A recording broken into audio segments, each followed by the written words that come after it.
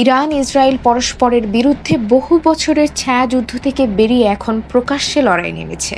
আর ঠিক এই সময়েই আবারও আলোচনা ইরানের পরমাণু কর্মসূচি।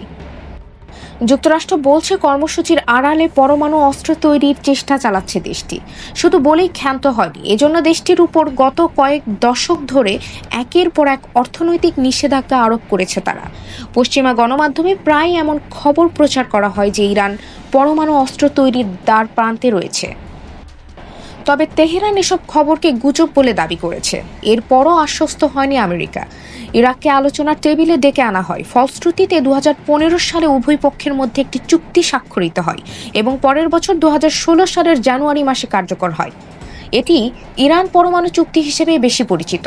কিন্তু 2 বছর যেতে না যেতেই চুক্তিটিকে বাজে ও ত্রুটিপূর্ণ আখ্যা দিয়ে তা থেকে একতরফাভাবে সরে যাওয়ার ঘোষণা দেন সাবেক মার্কিন প্রেসিডেন্ট ডোনাল্ড ট্রাম্প। 2020 সালের শুরুর দিকে পরমাণু চুক্তি থেকে সরে আসার ঘোষণা দেয় ইরান। সেই সঙ্গে জানিয়ে দেয় ইউরেনিয়াম সমৃদ্ধকরণ ও গবেষণায় আর কোনো সীমাবদ্ধতা রাখবে না তেহরান। অবস্থা বেগতিক দেখে আবারও আলোচনায় আগ্রহ দেখায় জো বাইডেন। পশ্চিমাদের সাথে আলোচনা শুরু করে ইরান। তৈরি হয়েছিল আরেকটি খসড়া, তবে এখন পর্যন্ত কোনো চুক্তি হয়নি। মাঝে কেটে গেছে 3টি বছর। এই সময়ে পশ্চিমাদের স্নায়ুর উপর দিয়ে হাঁটাহাঁটি করছে ইরান। বলছে তারা কোনো পরমাণু অস্ত্র তৈরি করছে না, আর যদি তৈরি করার উদ্যোগ নেয় তাহলে কেউ ঠেকাতে পারবে না।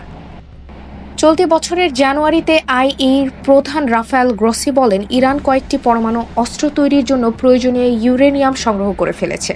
তেহরান এখনও পরমাণু অস্ত্র তৈরি করেনি, তবে যে কোনো সময় তৈরি করে ফেলতে পারে। 99% বেশি সমৃদ্ধ ইউরেনিয়াম থেকে পরমাণু অস্ত্র তৈরি করা যায়। ইরান 70 কিলোগ্রাম ইউরেনিয়াম 60% পর্যন্ত সমৃদ্ধ করে ফেলেছে।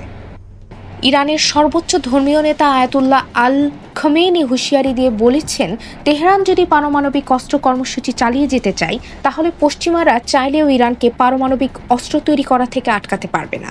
ইরান তার ধর্মীয় বিশ্বাস থেকে পরমাণু অস্ত্র বানাতে চায় না। তবে ইরান তার পরমাণু নীতিতে পরিবর্তন আনার ইঙ্গিত দিয়েছে।